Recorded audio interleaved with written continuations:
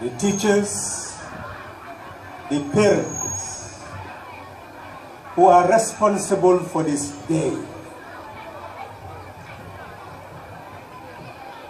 Education is the foundation of human civilization.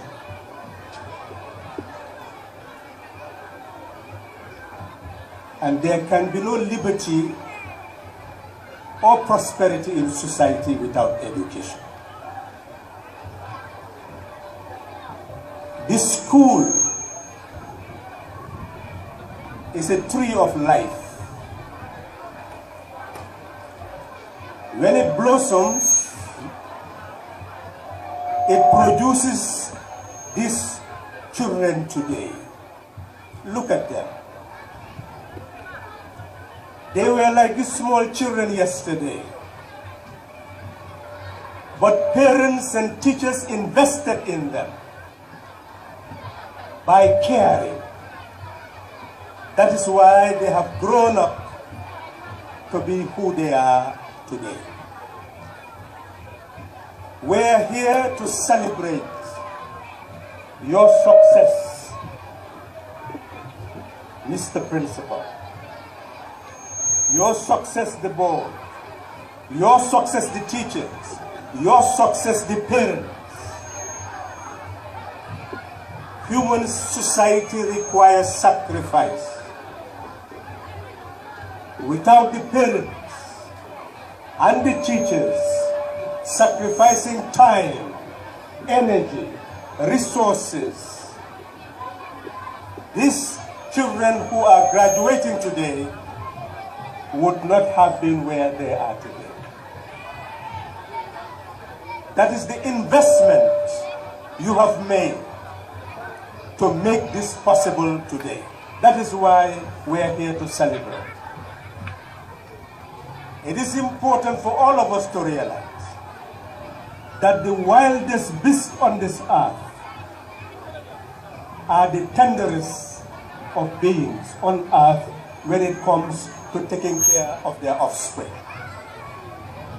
The lioness, the tigress would have to show tenderness to take care of their offspring, to teach them survival skills.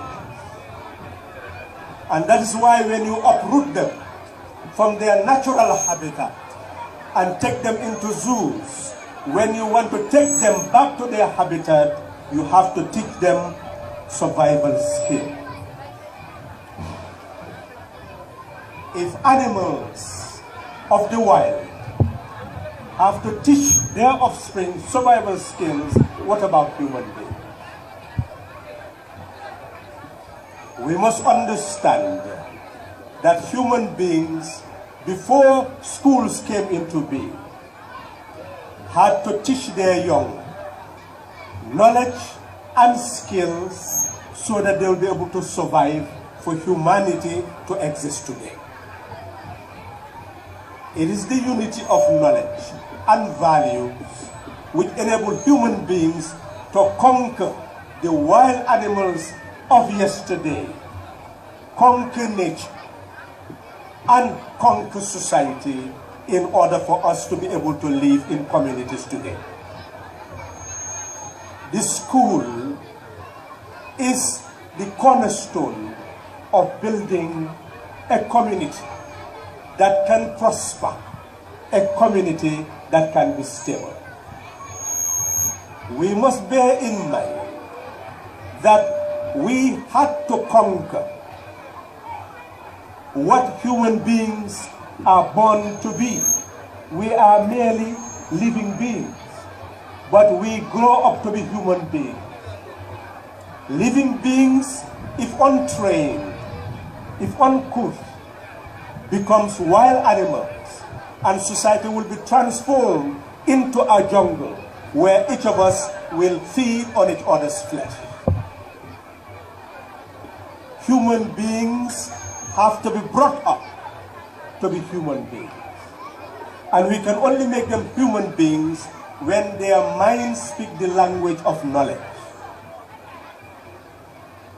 When their hearts speak the language of truth. when their conscience speaks the language of justice, and when their human bodies speak the language of discipline. This is what makes the human being. To sit down and study requires a steady mind. It requires a sense of discipline. It requires a sense of purpose, a sense of direction. It is when the human being realizes that there is something to gain in sitting down for hours, reading books, for sitting down in the classroom for hours, concentrating, that the human being has the sense of discipline to be calm, to concentrate, to take ownership of oneself. Discipline is taking ownership of oneself. Discipline is having the capacity to direct one's mind, direct one's body towards an objective, towards a sense of direction, towards a purpose. So, Mr. Principal, we are now here today to prepare these young people for another journey. They started at this age to be guided, to know that they had to train their mind, they had to train their bodies, they had to have knowledge, they had to have values, they had to have character, they had to have a sense of purpose and direction. That is the role of the school. That's what teaching is all about. It starts in the home. The love of father and mother, the preparation for that child before that child is born. That is why the philosophers say we start bringing up children before they are born. That it starts with the parents having a sense of purpose and direction, that they are going to bring children into this world whom they must bring up to continue building this world. This world cannot be built without knowledge. This world cannot be built without knowledge being transformed into invention. This world cannot be built without transforming invention into building a society, a civilization. Thinking must yield invention, and invention must yield building a civilization before we can live in prosperity, before we can live in stability. So it is important for each of these young people to know that they are embodiment of dignity and self-worth. Each of us must value that dignity, value that self-worth. We must respect ourselves. We must love ourselves. We must have self-esteem. And if you have self-esteem, you must prepare yourself for a purpose. This is just a stage in their life. They must move to the next stage. But to move to the next stage, they must ask themselves the fundamental question: what do I want to be? Who do I want to be? Today, all of you sitting here must ask yourself the question: who do you want to be in the future? If you do not care, then you will not plan your life. Then if you are a girl, you will not have a sense of purpose and direction. At this age, you may say that, well, I don't care anymore. Let me go and have a child. But if you have that child, without being prepared to take care of that child, you will wake up early in the morning and the child will be crying for food to eat. You will not be able to provide that food. The child will be ill and caring to be cured, but you will not be able to take care of that child. That child will want to be protected, but you will not be able to protect that child because you are yet to develop to be able to have the earning capacity to be able to take care of that child. So it means that if you do not want to suffer, and you do not want that child to suffer, you must be able to take control of yourself so that you will not do things that you are not prepared for. Yesterday, I was speaking to some students, and I told them that that is what psychologists call deferred gratification. Because the garden is there for your mothers to take care of. But when they are planting, they know that what they are planting they could have eaten. But before eating it, they decide that they would want that to be replenished. That is why they will keep the seed and wait until the planting season and plant it. They will defer their joy in eating the seed in order to prepare to plant it so that it will be able to produce more seed. That's what you call deferred gratification. It means that at this stage, you will be able to enjoy life. You can have boyfriends. You can go and have children. But then that will undermine your future prosperity, your future happiness. That is why you will say, no, I will wait for the future. I will study. I will learn. I will have good values. I will have character. I will prepare for my future. That is what is deferred gratification, and that is what is required of you today.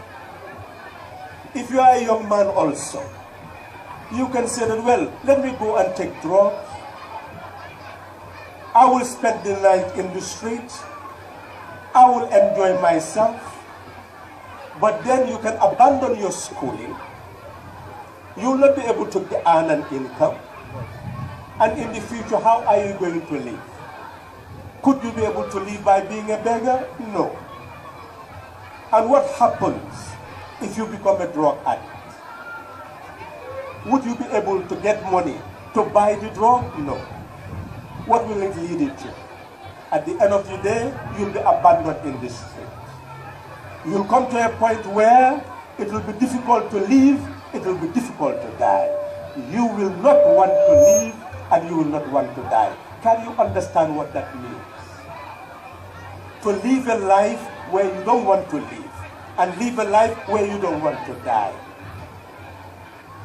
That is not the type of life that any human being wants to live.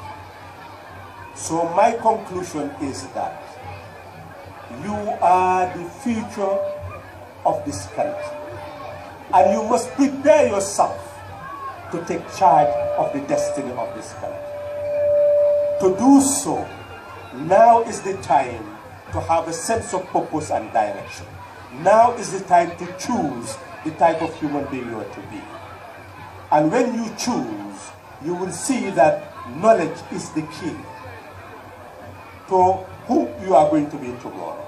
I therefore call on you to prepare yourself to take charge of knowledge, to take ownership of knowledge, to take ownership of values. You are not learning for your parents. You are not building values to your parents. You are building values for your own self. You are building values and having knowledge for your own self. So today, know that a new Gambia is waiting for you, and you are going to be the builders of that new Gambia. We now live in a society where all of us, irrespective of the language grouping you come from, irrespective of your gender, irrespective of your religion, you are now part of a nation that we call a sovereign republic. Now that you are part of a sovereign republic, each of you must prepare yourself so that you are going to be the doctor who will be working in that hospital to take care of the ill. You are going to be the nurse who will be working in that hospital to take care of the ill. You are going to be the teacher. You are going to be the engineer. You are going to be the carpenter. You are going to be the mason. You are going to be the builders of the Gambia. You are the only people who can build the Gambia. So you must prepare yourself to be builders of a civilization. And when you do so, it must be clear to you that each of you must contribute, because none of you can do everything. None of you can become the doctor, the teacher, the carpenter, the engineer. No, you can be only one of those things. That is why you must occupy a particular place in the division of labor in society. And collectively, we serve each other. That is why a nation can only develop as a result of the collective intelligence of the citizenry. That is why we must love each other as a people. Only a people can build a civilization. That is why today I would want to leave that message to you, that we all know that when you are ill and you go to that hospital, you do not ask the doctor what gender, what religion, what tribe he belongs or she belongs to. All you want is a doctor that cares, that loves, that will want to serve you so that you can be cured. So today, let's forget about our gender. Let's forget about our religions. Let's forget about our tribe. Let us know that we are a Gambian people, and we are one Gambia, one nation, one people that must be united today so that all of us can live in liberty, dignity, and prosperity. Thank you.